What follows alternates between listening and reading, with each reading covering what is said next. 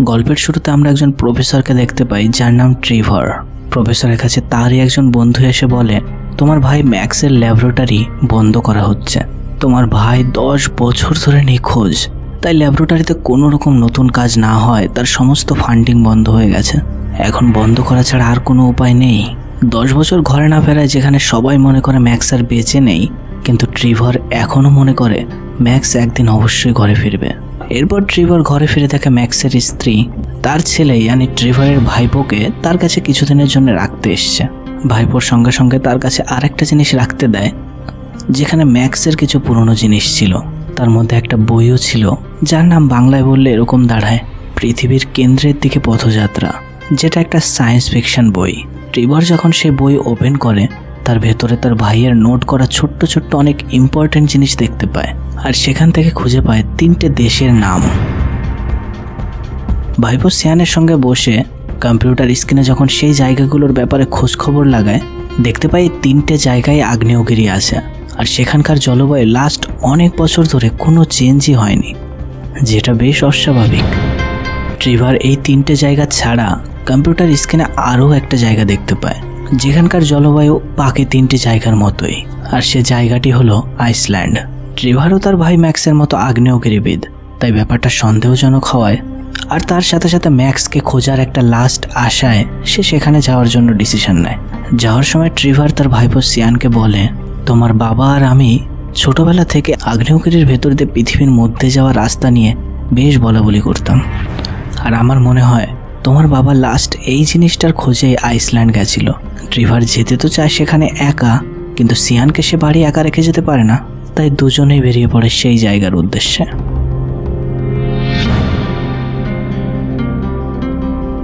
সেখানে গিয়ে একটা সায়েন্টিস্টদের বাড়ির দরজার সামনে তারা দাঁড়ায়, কিন্তু সায়েন্টিস্ট না বেরিয়ে ঘর থেকে একটা মেয়ে বেরিয়ে বলে তিনি আমার বাবা ছিলেন আর সে এখন এই দুনিয়ায় নেই।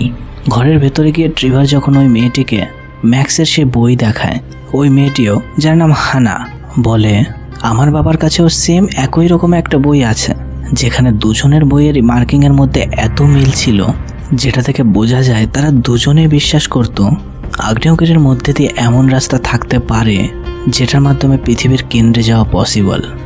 কিন্তু যে লেখকের বইটা লেখা সে উল্লেখই করে দিয়েছিল যে বইটা একটা ফিকশনাল বই, কিন্তু হানা জানায় এই বই পাবলিশের পর এরকম অনেক ব্যক্তি ছিল যারা এটাকে সত্যি মনে করত, আর সেই লোকেদের মধ্যে আমার পিতাও একজন ছিলেন।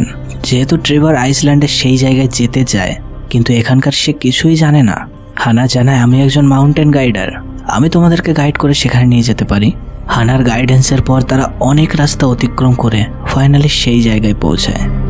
ট্রেভার সেখানে একটা যন্ত্র দেখতে পায়, যেটা দেখা মাত্রই সে বুঝতে পারে এটা ম্যাক্সেরই কাজ, কারণ ম্যাক্সের লাগানো এই যন্ত্রের মাধ্যমেই সে ঘরে বসে এখানকার আবহাওয়ার সমস্ত খবর পাচ্ছিল।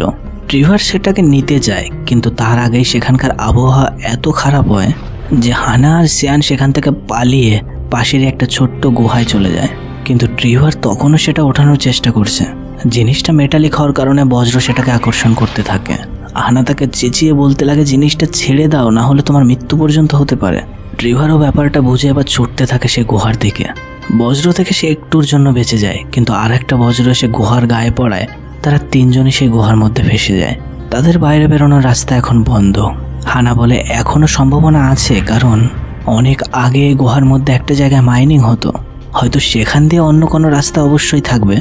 আর একটু সামনে গিয়ে তারা গভীর একটা খাদ দেখতে পায়, আর যখন দড়ি বেয়ে যখন নিচে পৌঁছায়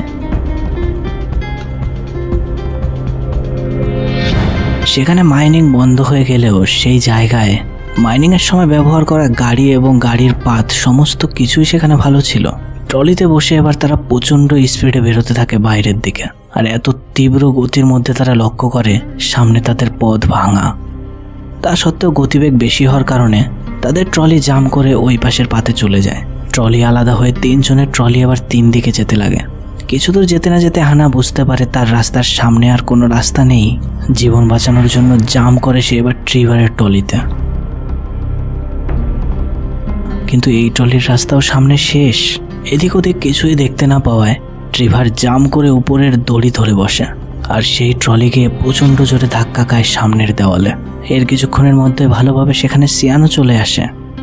তারা সবাই লক্ষ্য করে ট্রলির আঘাতে ভেঙে যাওয়া দেওয়ালের ওই পাশে এখন যাওয়ার রাস্তা আছে। ভেতরে যেতেই সবাই অবাক হয়ে যায়, কারণ দেওয়ালের চারিদিকে তারা হিরে দেখতে পায়, যেখান থেকে সময় নষ্ট না করে সোয়ানও কিছু হাতের ব্যবহার করে ফেলে। ট্রেভার আগ্নেয়গিরিবিদ হওয়ায় তার বুঝতে একটুও সময় লাগে না যে তারা যে পাথরের উপর দাঁড়িয়ে আছে এই পাথর এত পাতলা হয় যে একটু আঘাতে এটা ভেঙে যাওয়ার সম্ভাবনা আছে। ট্রেভার তাদেরকে বলে, খুব সাবধানে তোমরা আগে এখান থেকে বের হও, তারপর আমি বের হচ্ছি। কিন্তু সোয়ানের বেরোনোর সময় তার ব্যাগের খোলা চেন থেকে একটা ডায়মন্ড নিচে পড়ে যায়। ওই ছোট্ট ডায়মন্ডের আঘাতে এবার পুরো ফ্লোর ভেঙে তারা তীব্র গতিতে পড়তে থাকে নিচের দিকে। বেশ কিছুক্ষণ তারা এইভাবেই পড়তে থাকে, কিন্তু তখনও তারা নিচে কিছুর সঙ্গেই টাচ হয় না। ট্রেভার তাদেরকে বলে, আমি একটা বইতে এর বর্ণনা শুনেছি, এই গর্ত কয়েক হাজার মাইল পর্যন্ত হতে পারে, আর এর নিচে বেশিরভাগ সময় জলই হয়, তাই আমাদের বেঁচে যাওয়ার সম্ভাবনা আছে। এর কিছুক্ষণের মধ্যেই তারা আশেপাশে বিন্দু বিন্দু জল দেখতে পায়। তারা একটা ওয়াটার স্লাইডারের উপর পড়ে চলে আসে একটা জলাশয়ের ভেতরে। যখন তারা জল থেকে বের হয় তারা তাদের আশেপাশে এমন প্রজাতির পাখি দেখতে পায়, সেটা দেখে ট্রেভার তাদেরকে বলে, এই পাখি তোমরা হয়তো মিউজিয়ামে দেখেছো, কারণ এই প্রজাতির পাখি পৃথিবীর বুক থেকে মিলিয়ন বছর আগে বিলুপ্ত হয়ে গেছে। আর সেই জায়গা পেরিয়ে তারা যখন আর একটু সামনের দিকে যায়, অবাক হয়ে দেখতে থাকে তারা এখানে তো পুরো একটা আলাদা জগৎ, যেন পৃথিবীর ভেতর আর একটা পৃথিবী। সেই লেখকের লেখা বইয়ে এমন কিছু চিত্র ছিল যেমনটা এখানের সঙ্গে হুবহু মিল খায়। ট্রেভার তাদেরকে বলে, বইয়ের কাহিনী ও চিত্র এখানের সঙ্গে হুবহু এক হওয়া সত্ত্বেও লেখক যদি সেটাকে ফিকশন বলে, তাহলে সে নিজে এখানে আসেনি, সে নিশ্চয়ই এখান থেকে কোনো ফেরা ব্যক্তির কাছ থেকে এটা শুনে ওই বই লিখেছে। আর কেউ যদি এখান থেকে ফিরতে পারে তাহলে আমরাও অবশ্যই সেই রাস্তা খুঁজে বের করব আর বাইরে ঠিক ফিরব। আর একটু ভেতরে যেতে তারা একটা ট্রি হাউসের ভেতরে এমন কিছু দেখতে পায় যেটা দেখে ট্রেভার বুঝতে পারে তার ভাই ম্যাক্সও এখানে এসেছিল। এসবের মধ্যে অন্যদিকে হানা বাইরে খোঁজাখুঁজি করতে করতে একটা মানব শরীরের কঙ্কাল খুঁজে পায়। দেখা মাত্রই সিয়ানের আর বুঝতে বাকি থাকে না এটা কার শরীরের কঙ্কাল।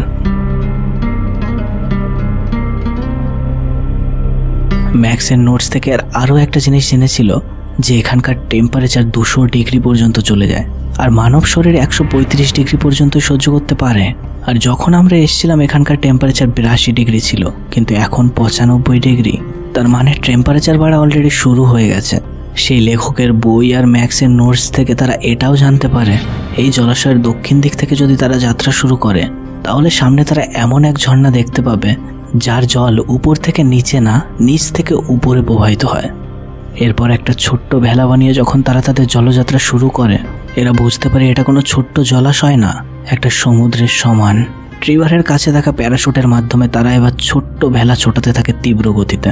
যাত্রা অতটাও সহজ ছিল না। যেতে যেতে তাদের উপর হিংস্র এক ধরনের মাছ অ্যাটাক করে দেয়। তখন তাদের পাশে সমুদ্রের মধ্যে থেকে ভয়ঙ্কর দেখতে এক ধরনের জলজ জীব এসে ওই মাছগুলোকেই খেতে থাকে।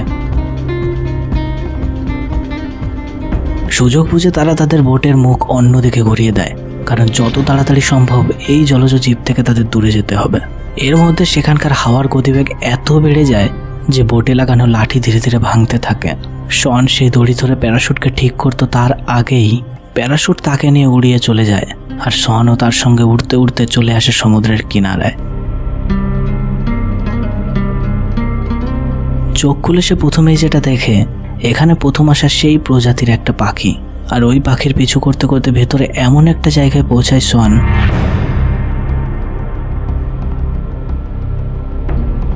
যেখানে হাওয়ায় ভাসা পাথরের মাধ্যমে তৈরি হয়েছে সামনে যাওয়ার রাস্তা। শন এবার ভাবতে থাকে এখানে যদি ভেসে থাকা পাথর থাকতে পারে তাহলে সামনে নিশ্চয়ই উল্টো দিকে প্রবাহিত হওয়া ঝর্ণাও থাকবে। কিন্তু এখান থেকে সামনে যাওয়ার একটাই রাস্তা, সেই বিশাল খাতের উপরে ভেসে থাকা ওই ভাসমান পাথরের ওপর দিয়ে যাওয়া ছাড়া আর কোনো উপায় নেই, যে কারণে প্রাণের ঝুঁকি নিয়ে পার করতে থাকে ওই রাস্তায়।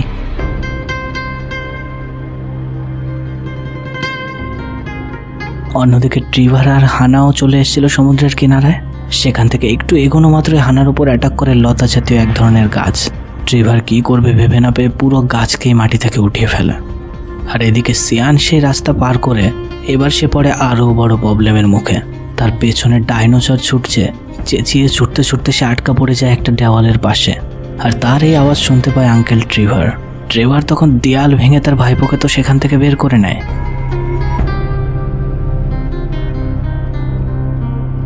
কিন্তু এবার ডাইনোসর সবাইকে তাড়া করতে শুরু করে। তারা লক্ষ্য করে সামনে একটা ঝর্ণা, হয়তো এটাই সেই ঝর্ণা যেটা তারা খোঁজার জন্য এদিকে এসছে, তাই ছুটতে থাকে আরও জোরে। কিন্তু নিচে লক্ষ্য করাতে ট্রেভার বুঝতে পারে যেই জায়গা দিয়ে তারা ছুটছে এই জায়গার মাটি বা পাথর অতটাও শক্ত নয়, যখন তখন ভেঙে যেতে পারে। আর বলতে না বলতে পেছনে থাকা ডাইনোসর ভেঙে পুরো মাটির নিচে চলে যায়। যেন তেন প্রকারে তারা প্রাণ বাঁচিয়ে পৌঁছে যায় খাতের ওপাশে। এবার এই জলপথ পার করার জন্য তারা ব্যবহার করে মরা ডাইনোসরের শুকিয়ে যাওয়া মাথার খুলি। আর এভাবেই কিছুক্ষণ যেতে না যেতে তারা দেখতে পায় তাদের সামনে আর রাস্তা নেই, যে কারণে তারা আবারও পড়তে শুরু করে নিচের দিকে। কিন্তু ভাগ্যবশত ডাইনোসরের খুলি সহ তারা আটকে যায় একটা জায়গায়। তাদের একটু নিচেই এখন আগ্নেয়গিরির জীবন্ত লাভা। এবার ট্রেভারের মাথায় সমস্ত কিছু ক্লিয়ার হয় এটা সায়েন্টিফিকলি কিভাবে কাজ করে।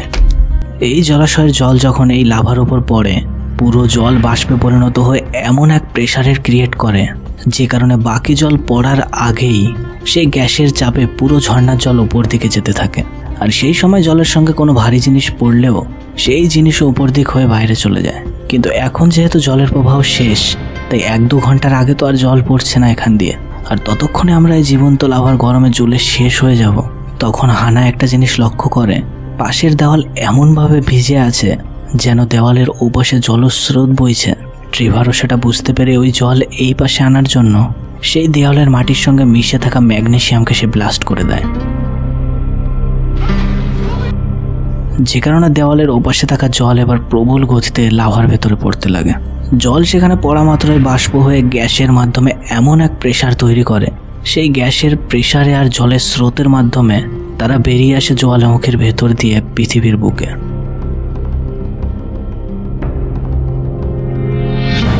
ডাইনোসরের খুলির মাধ্যমে পাহাড়ের ওপর দিয়ে তারা ঘষতে ঘষতে এবার পুরো স্পিডে নিচের দিকে আসতে শুরু করে। সেখানকার কোনো এক কৃষকের জমির ফসল নষ্ট করতে করতে তারা এসে ধাক্কা খায় সেই কৃষকেরই বাড়িতে।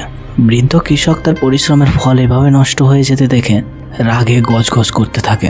সোয়ান তখন তার রাগ কমানোর জন্য তার ব্যাগ থেকে একটা হীরা বের করে কৃষককে গিফট করে, যেটা তার ফসল, ঘর, এই সমস্ত জিনিস থেকে অনেক দামি। আর এতদিনে এত বড় একটা অ্যাডভেঞ্চারের মধ্যে হানা আর ট্রেভারের মধ্যে একটা অন্যরকম সম্পর্ক তৈরি হয়ে গেছিল। যেহেতু তাদের কাছে এখন অনেক ডায়মন্ড আছে, তাই ট্রেভার ঘরে ফিরে প্রথমেই তার ভাই ম্যাক্সের ল্যাবরেটরি, যেটা ফান্ডের জন্য বন্ধ হয়ে গেছিল, সেটা আগে চালু করে। আর সোয়ান যখন আঙ্কেলের বাড়ি থেকে নিজের বাড়ি ফিরে যাচ্ছিল, আঙ্কেল তার হাতে একটা বই দিয়ে বলে, এটাও তোমার বাবার বই ছিল, যে বইয়ের নাম ছিল লস্ট সিটি অফ অ্যাটলান্টিয়াস। সোয়ানকে বলে, ক্রিসমাসের ছুটিতে তোমার প্ল্যান কি? সোয়ান উত্তর দেয়, কিছুই না। তখন ট্রেভার তাকে বলে, হয়তো সেই সময় তাহলে আমরা আরও একবার এখানে সবাই মিলে যেতে পারি, কি বলো? আর এখানেই এই গল্পের শেষ হয়। আর পরের যে কাহিনী, মানে ম্যাক্সের যেই আবার একটা নতুন বই পাওয়া গেল, এই বইয়ের কাহিনী অ্যাডভেঞ্চার দেখতে হলে কমেন্টে জানিও, কিংবা ডেসক্রিপশনও চেক করতে পারো। তো দেখা হচ্ছে আবার পরের গল্পে। টাটা।